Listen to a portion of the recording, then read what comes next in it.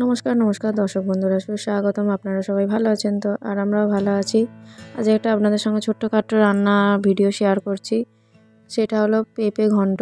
এই যে পেঁপেটাকে আমি ঘষে নিয়েছি, পেঁপের সাথে সাথে আমি একটা কাঁচা লঙ্কাও ঘষে নিয়েছি, কারণ খুব অল্প পরিমাণ তো, সেজন্য বেশি ঝাল দিলাম না। আর কড়াইয়ে তেল গরম করে একটু সাদা জিরে ফোড়ন দিয়ে নিয়েছি। এবার ভালো করে নাড়তে হবে। বাড়িতে নিরামিষ হলেই আমি এই রান্নাটা করে থাকি মাঝে মধ্যে। এবারে অনেকদিন পর করলাম এই পেঁপে ঘন্ট রান্নাটা। খুব সহজ পদ্ধতিতে, একদম জলের মতো সহজ রান্না, আর খুব বেশি উপকরণও লাগে না। এই দিয়েই অনেকটা ভাত খাওয়া যায়। একটু নুন দিয়ে নেবো, আর একটু চিনি দিয়ে দিলেই, আর কোনো উপকরণ লাগবে না।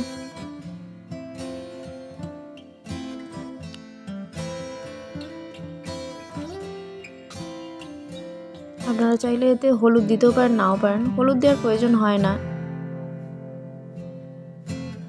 এমনিতেই হলদে হলদে রং হয়ে গেছে। একটুখানি চিনি দিয়ে দিলাম।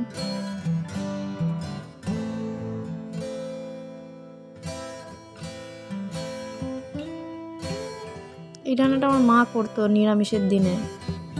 আমিও ঘরে পেঁপে থাকলে এই রান্নাটা করে থাকি। সবাই ভালো খায়, আর আমি তো ভালো খাই। এই রান্নাটা একটু বেশিক্ষণ নাড়তে হয়, কারণ নাহলে বেশিক্ষণ না নাড়লে, মানে অনেকক্ষণ এমনি না নেড়ে রেখে দিলে রান্নাটা পুড়ে যেতে পারে।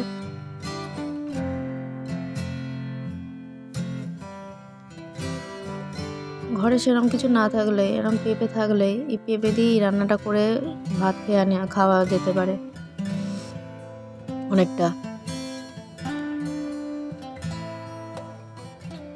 আপনারা কীভাবে পেঁপে ঘন্ট রান্না করে খান কমেন্ট করে জানান। আর আমার এই রান্নাটাও কেমন লাগলো আপনাদের, সেটাও কমেন্ট করে জানান। তো রান্নাটা প্রায় আমার হয়ে এসছে, এবার নামিয়ে নেব। এই দেখুন পেঁপে ঘন্টটা এমন হয়েছে দেখতে। আপনাদের রান্নাটা কেমন লাগলো অবশ্যই জানাবেন কিন্তু। বন্ধুরা, ভিডিওটা এখানেই শেষ করলাম। ভিডিওটি ভালো লাগলে লাইক, কমেন্ট, শেয়ার, সাবস্ক্রাইব করবেন। Thank you.